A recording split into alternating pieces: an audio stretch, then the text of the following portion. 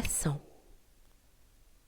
En traversant ainsi sans hâte bien des peuples et maintes villes, Zarathustra retournait par des détours vers ses montagnes et sa caverne. Et en passant, il arriva aussi, à l'improviste, à la porte de la grande ville. Mais lorsqu'il fut arrivé là, un fou écumant sauta sur lui les bras étendus en lui barrant le passage. C'était le même fou que le peuple appelait le singe de Zarathustra, car il imitait un peu les manières de Zarathustra et la chute de sa phrase. Il aimait aussi à emprunter au trésor de sa sagesse. Le fou, cependant, parlait ainsi à Zarathustra. « Ô Zarathustra, c'est ici qu'est la grande ville. Tu n'as rien à y chercher et tout à y perdre. Pourquoi voudrais-tu patauger dans cette fange ? Aie donc pitié de tes jambes, crache plutôt sur la porte de la grande ville et retourne sur tes pas. Ici c'est l'enfer pour les pensées solitaires. Ici l'on fait cuire vivantes les grandes pensées et on les réduit en bouillie. Ici pourrissent tous les grands sentiments. Ici on ne laisse cliqueter que les petits sentiments desséchés. Ne sens-tu pas déjà l'odeur des abattoirs et des gargotes de l'esprit ? Les vapeurs des esprits abattus ne font-elles pas fumer cette ville ? Ne vois-tu pas les âmes suspendues comme des torchons mous et malpropres ? Et ils se servent de ces torchons pour faire des journaux. N'entends-tu pas ici l'esprit devenu jeu de mots ? Il se fait jeu en de repoussants calembours, et c'est avec ses reins sûrs qu'ils font des journaux. Ils se provoquent et ne savent pas à quoi. Ils s'échauffent et ne savent pas pourquoi. Ils font teinter leur fer blanc et sonner leur or. Ils sont froids et ils cherchent la chaleur dans l'eau de vie. Ils sont échauffés et cherchent la fraîcheur chez les esprits frigides. L'opinion publique leur donne la fièvre et les rend tous ardents. Tous les désirs et tous les vices ont élu domicile ici. Mais il y a aussi des vertueux. Il y a ici beaucoup de vertus habiles et occupées, beaucoup de vertus occupées avec des doigts pour écrire, des culs de plomb et des ronds de cuir ornés de petites décorations et paires de filles empaillées et sans derrière. Il y a ici aussi beaucoup de piété et beaucoup de courtisanerie dévote et de bassesse devant le Dieu des armées.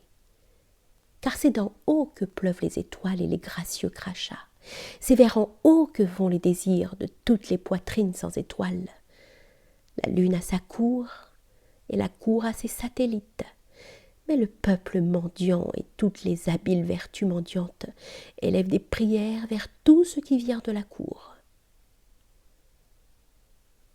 Je sers, tu sers, nous servons. Ainsi pris vers le souverain toutes les vertus habiles, afin que l'étoile méritée s'accroche enfin à leur poitrine étroite. Mais la lune tourne autour de tout ce qui est terrestre. C'est ainsi aussi que le souverain tourne autour de ce qu'il y a de plus terrestre. Mais ce qu'il y a de plus terrestre, c'est l'or des épiciers. Le Dieu des armées n'est pas le Dieu des lingots. Le souverain propose, mais l'épicier dispose. Au nom de tout ce que tu as de clair, de fort et de bon en toi, ô Zarathustra, crache sur cette ville des épiciers, retourne en arrière. Et si le sang vicié, mince et mousseux coule dans les artères, crache sur la grande ville, qui est le grand dépotoir où s'accumule toute l'écume. Crache sur la ville des âmes déprimées et des poitrines étroites, des yeux envieux et des doigts gluants, sur la ville des importuns et des impertinents, des écrivassiers et des braillards, des ambitieux exaspérés. Sur la ville où s'assemble tout ce qui est carrié, malfamé, lascif, sombre, pourri, ulcéré, conspirateur, crache sur la grande ville et retourne sur tes pas.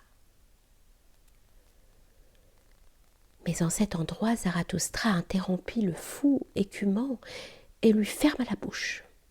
« Te tairas-tu enfin » s'écria Zarathustra. « Il y a longtemps que ta parole et ton allure me dégoûtent.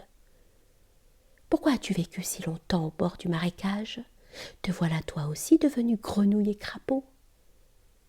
Ne coule-t-il pas maintenant dans tes propres veines le sang des marécages, vicié et mousseux, car toi aussi tu sais maintenant coasser et blasphémer? Pourquoi n'es-tu pas allé dans la forêt? Pourquoi n'as-tu pas labouré la terre? La mer n'est-elle pas pleine de vertes îles? Je méprise ton mépris. Et si tu m'avertis, pourquoi ne t'es-tu pas averti toi-même? C'est de l'amour seul que doit me venir le vol de mon mépris et de mon oiseau avertisseur, et non du marécage. On t'appelle mon singe, fou écumant, mais je t'appelle mon porc grognant. Ton grognement finira par me gâter mon éloge de la folie. Qu'était-ce donc qui te fit grogner ainsi? Personne ne te flattait assez? C'est pourquoi tu t'es assis à côté de ces ordures, afin d'avoir des raisons pour grogner, afin d'avoir de nombreuses raisons de vengeance, car la vengeance, fou vaniteux, c'est toute ton écume, je t'ai bien deviné. Mais ta parole de fou est nuisible pour moi, même lorsque tu as raison. Et quand même la parole de Zarathustra aurait 1000 fois raison, toi, tu me ferais toujours tort avec ma parole. Ainsi parlait Zarathustra, et regardant la grande ville, il soupira et se tut longtemps. Enfin, il dit ces mots. Je suis dégoûté de cette grande ville, moi aussi. Il n'y a pas que ce fou qui me dégoûte. Tant ici que là, il n'y a rien à améliorer, rien à rendre pire.